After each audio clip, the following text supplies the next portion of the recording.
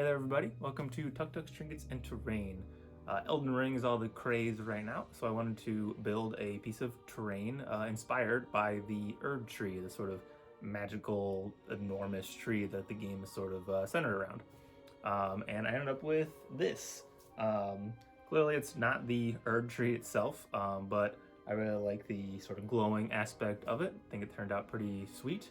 And the best part is it was like $9 to make, so really cheap, pretty quick and easy as well, surprisingly so. So I'm gonna show you what I did and how I did it, and I hope you enjoy. The basis of this project are these plastic sheets. So these are actually the sheets that you would use to like laminate paper. I ran these through the machine without anything in it, obviously, so that it's that both sides fused together. And then just by rolling it into a tube and hot gluing it together, we get the foundation for the trunk as well as the largest branches on our tree. Trim up the excess here, and I can use the rest of it for some smaller branches down the road. And then from here, it's just a matter of gluing more branches onto our main trunk here. It's cut in the end at an angle to give it a more natural appearance, and just using hot glue for all of this really helps bond since it melts the plastic a little bit. And then just do this a bunch of times till I am satisfied with the largest of the branches here. I then glued up a bunch of smaller branches to further extend the reach of the tree, adding more bulk, more variety, make it look more natural. So this is all I'm going to do as far as the clear branches are concerned. I am going to add more branches down the road, but for now I wanted to get all of my lights threaded through all of the branches here. So I'm just using a cheap soldering iron to poke some holes in the plastic so that I can feed all the lights through. Once that was done, I spent a very long time feeding the fairy lights that I had purchased for this project through each of the branches to make sure every single one had at least one light in it. Now for the smallest branches, I'm going to use the classic method of using a bunch of wire twisted together to make the sort of smallest, farthest reaching out branches at the tops of our tree here. I'm going to make a bunch of these. This is floral wire. Armature wire would probably have been better, but floral wire is way cheaper, so I don't really mind that it's not quite as stiff. And then to sort of smooth the diameter down from the largest of the branches to the wire here, I'm just using little bits of aluminum foil.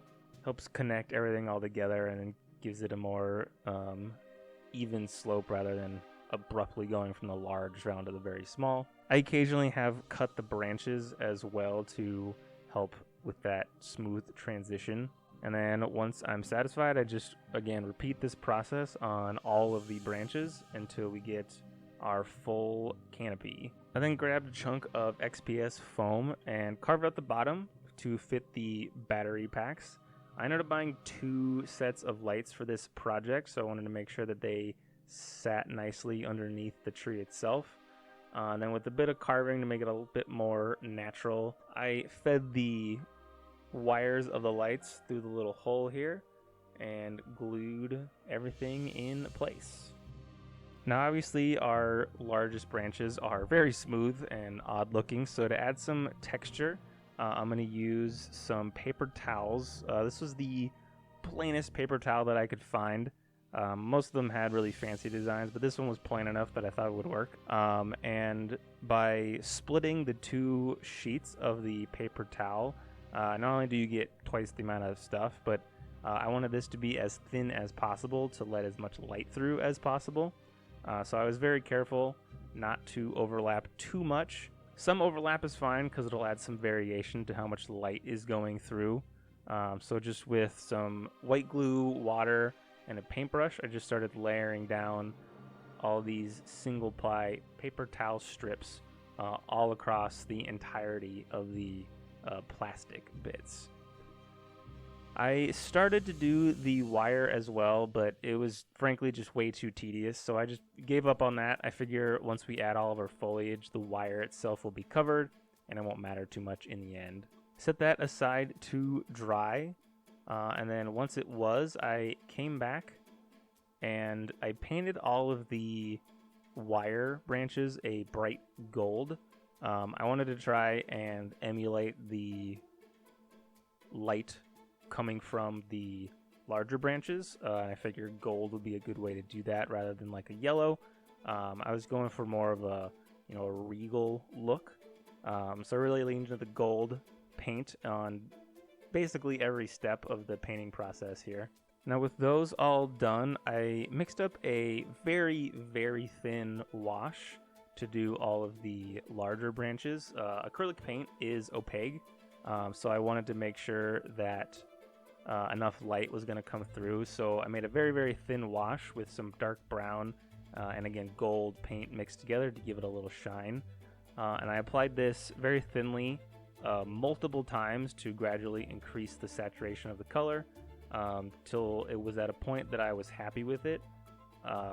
That way I could make sure that I was using the least amount of paint as possible to let as much light out as possible.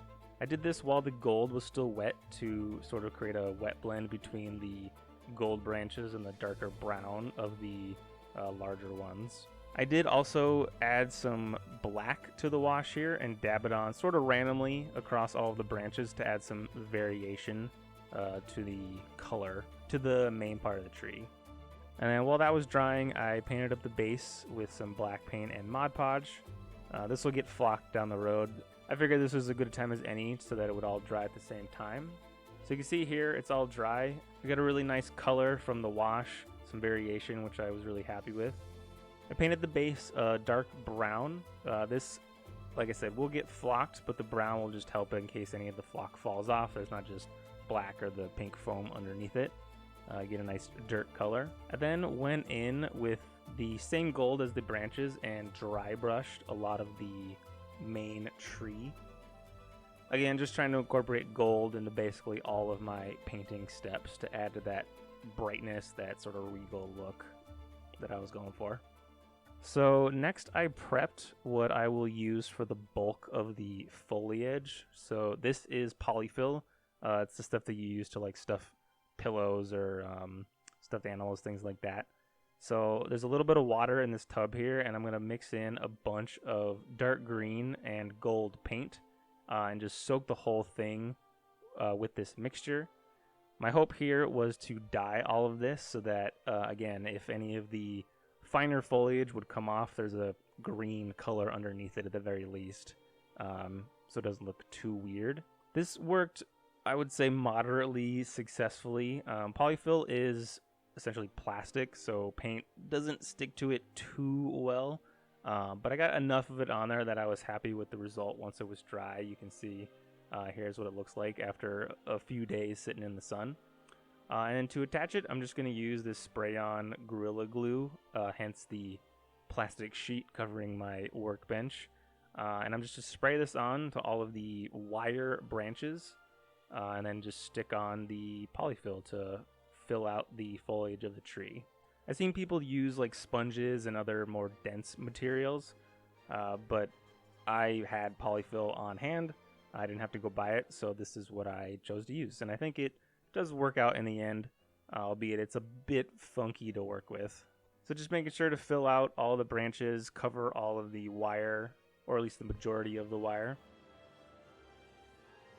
And this is where the tree really starts to take shape and actually look like a tree rather than just a bunch of weird gold sticks stuck together. Once the polyfill was all glued on, I went back in with some more green paint and just touched up some of the areas that were whiter than others, make it a bit more dark, a bit more green.